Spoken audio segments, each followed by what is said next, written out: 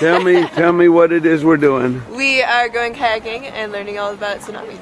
And this is the LCSD Ocean Literacy Day? Yes. Definitely. And we were fortunate enough to select the kayaking trip, our north end of the county. So everything's working good, huh? Indeed it is. I'm excited. Me too. I am ready. Could everyone help me out by giving me some bilateral symmetry? So try to roughly equalize. Sounds like a biologist. Front and back. Bilateral symmetry, yeah. So, and we got some of our favorite teachers on here. If you can grab a rail, grab a rail. That was a crazy smile. And if you can move towards me. Towards him, here we go, and we're leaving the others behind, but they're coming later. That'll do. We're going across, where are we going across? Over, right over there? Yep. That's what we're doing? Over to the north Of west wind? Is that what that's called? West wind, indeed, he says. Okay. We'll be doing a full tour. It's 529 acres. We've got 150 This is person Matt camp. Taylor. We got a farm. We got, you know, A two-time rainforest trail Olympian road right along the estuary. Lewis. Some of Manager our of introductions here. Westwood. Mr. Atwater, there you are. Our I'm not going to even say guest. He's one of our house celebrity field instructors, and it's his third or fourth time down, and we're trying to keep him here as much as we can. But Brian is a famous geologist who knows the whole story about these flooded estuaries from tsunamis, because he's one of the gentlemen who discovered that whole thing. And so, yeah, so you got, I know the story, yeah. And, but part of this is that we're going to try to give you a little bit of background just about Westwind and where we are. And then we're going to do our safety talk and then hand it off to Sue and Brian to sort of transition to the whole geology story in specifics and try to get on the water as soon as possible. So quickly about Westwind and where you are. You're at the mouth of the Salmon River, and you're in the middle of the Cascade Head Scenic Research Area. All right, so we've just come across the river and we're all rafted up here, ready to listen to Sue and Brian talk. So today we're going to be talking about the tsunami history of the Oregon coast, and this estuary is an amazing place to be able to actually see some of the evidence of tsunamis that have come in here, huge tsunamis in the past. So the seismologist is limited to 100 years since Gutenberg or some Japanese predecessors invented some gadget to record earthquakes, right? But geologically, we can go back thousands of years or millions of years if we want, and we just have to be able to read the code. We have this problem. We geophysicists don't understand whether the subduction zone makes big earthquakes. We don't know whether there's a history of it. Can you geologists figure out some way to do this, right? So that's our job today.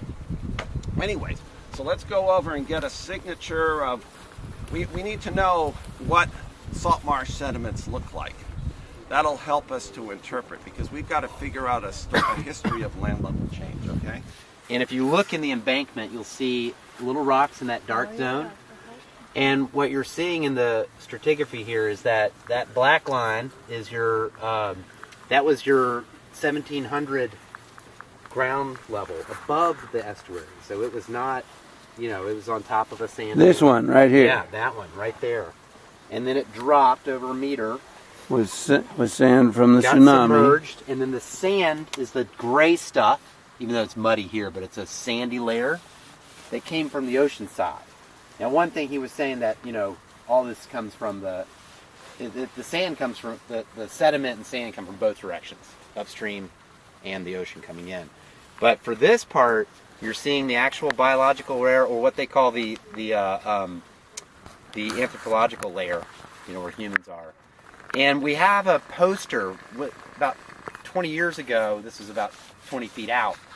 We have a poster back where we're going to have lunch, and you'll see the two fire pits from 1700, because it's just right where the fire pits were, and they're side by side, real clear, and they've done sampling, it's charcoal and all that. And so they were camping out here, and whew, tsunami came, everything got covered. The other story, though, is that then it starts accumulating sand again, which is not, the sand accumulation is not an estuary pattern. So this dropped, it formed the salt marsh, and then there's been uplift since then. And so we do have a GPS unit. It's part of the Cascadia Earth Scope. And there's a GPS unit at the top of this estuary, and it's measuring the location by millimeters. And we're moving right now northeast, just slowly, and that's that, and up. So it's like going up and northeast. So we right now are that whole dynamic of Juan de Fuca diving under, and then the North American curling up is happening right now. And that's one reason why this didn't stay down. It had to keep coming up to get this, to preserve this layer. So there's a lot of serendipity to why we can see this record, and it'll be here for hundreds of years. People will be able to see it. It'll just keep carving back. The dark layer is the humus buildup, right? He calls it the cultural layer, and this is from the presence of people. People and their animals and their activities that's organic and turned black. And then the red. This is the sand that came in with the tsunami. And then with the new water level change, this is all salt marsh that built up after the tsunami of 1700. Isn't that something to see? It's something when somebody can explain it to you. Yeah. My kids wouldn't believe me, but if I tell them somebody else told me, they'll believe me. Me too. That's why I'm getting a bit. There are a number of cultural sites that have been found in this stratigraphic position, in a buried soil, underneath a tsunami sand sheet, capped by tidal marsh deposits, and they're in these estuaries. So look at, your mental image of tsunami is it sweeps everything away in its path, right? But by the time it gets in here, it's just dumping sand, and it's not clear that it's ripping up a whole lot. It certainly didn't remove those stones. And there isn't, I don't think anybody working on this bank has yet found any of these stones up in the sand sheet. Okay. There are examples of that in other places, of archaeological sites, northwestern archaeological sites with stones like this. And the stones got entrained and they become part of the deposit. Okay. And it's very easy to move stones like that on a smooth surface. It's much harder if you have them packed in with a bunch of gravel. Then the water has to work hard to pull them out of the pocket. But if they're just sitting on a smooth surface, you can roll them right along. But they're not there. So it just says that there wasn't deep erosion into this. I think when what radiocarbon Rick got out of here is from the maybe 1300s, 1400s.